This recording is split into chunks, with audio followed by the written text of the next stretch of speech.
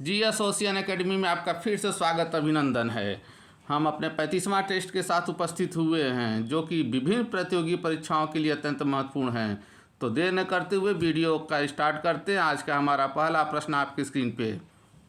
Aspirin कहाँ से मिलती है? ए पेट्रोलियम से, बी पृथ्वी से, सी एक पेड़ से, डी एसिड से। तो इसका सही जवाब होगा ऑप्शन सी। एस्पिरिन जो है एक पेड़ से प्राप्त होने वाला पदार्थ है जो कि दवा के रूप में काम में आता है। हमारा आज का दूसरा प्रश्न। समस्त विश्व में 17 नवंबर को विश्व सीओपीटी दिवस के रूप में मनाया जाता है। सीओपीटी का पूर्ण रूप क्या है? इसका फुल फॉर्म क्या है? A chronic obligatory pulmonary disease, B communicable obstructive pulmonary disease, C chronic obstructive pharyngeal disease, या D chronic obstructive pulmonary disease. तो इसका सही जवाब होगा सीओपीडी का full form chronic obstructive pulmonary disease. याद रखे रहिएगा। चैनल को प्लीज़ सब्सक्राइब जरूर कर लें ताकि आगे आने वाला टेस्ट आपको प्राप्त हो सके। हमारा तीसरा महत्वपूर्ण प्रश्न। ईईजी से जिस अंग की कार्यप्रणाली प्रकट होती है वह कौन सा अंग है? हृदय, मस्तिष्क, कान या यकृत। तो इसका सही जवाब होगा ऑप्शन बी। ईईजी से मस्तिष्क की कार्यप्रणाली प्रकट होती है। हमारा अगला महत्वपूर्ण प्रश्न। जापानी एन्सेफलाइटिस का कारक होता है। ए जीवाणु, बी विषाणु, सी परजीवी प्रोटोजोआ, या डी फफूंद। तो इसका सही जवाब होगा ऑप्शन बी विषाणु। जापानी इंसेफ्लाइटिस जो है विषाणु जनित रोग है। याद रखे रहिएगा। हमारा अगला महत्वपूर्ण प्रश्न। निम्नलिखित आनुवंशिक रोगों में कौन सा रोग यौन से संबंधित है? ऑप्शन ए हीमोफीलिया, बी देसेक्स व्याधि, सी सिलिक फाइजोविस, या डी हाइपरटेंशन। तो इसका सही जवाब होगा ऑप्शन ए। हीमोफीलिया रोग जो है एक आनुवांशिक रोग है। चलते हैं अगले प्रश्न की ओर।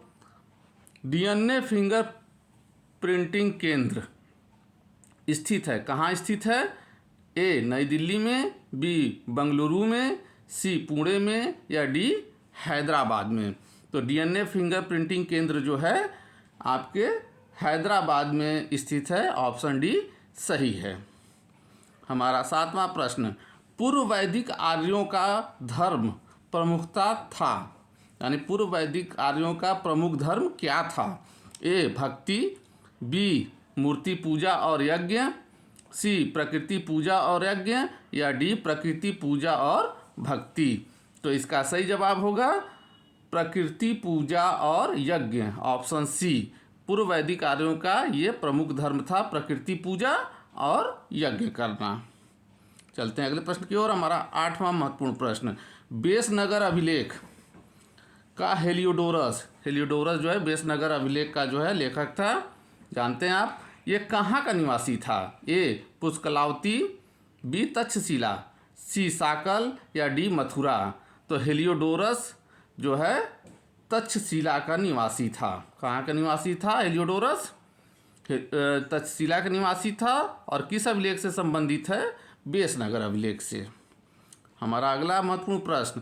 प्रभास गिरी जिनका तीर्थ स्थल है वे हैं, कौन है? बौद्ध, जैन, शैव या वैष्णव। तो इसका सही जवाब होगा प्रभास गिरी जो है तीर्थ स्थल जैनियों से संबंधित है। किससे संबंधित है? जैनियों से संबंधित है। अगला महत्वपूर्ण प्रश्न। वह स्थान जहाँ प्राक अशोक ब्राह्मी लिपि का पता चला है। Option A Nagarjunakonda, B Anuradhapur, C Brahmagiri, या डी मास्की। तो इसका सही जवाब क्या होगा बताइए? बहुत इंपॉर्टेंट प्रश्न है। इसका सही जवाब होगा मास्की से जो है प्राक अशोक का ब्राह्मी लिपि पता चला है। कहाँ से? मास्की और गुर्जरा से।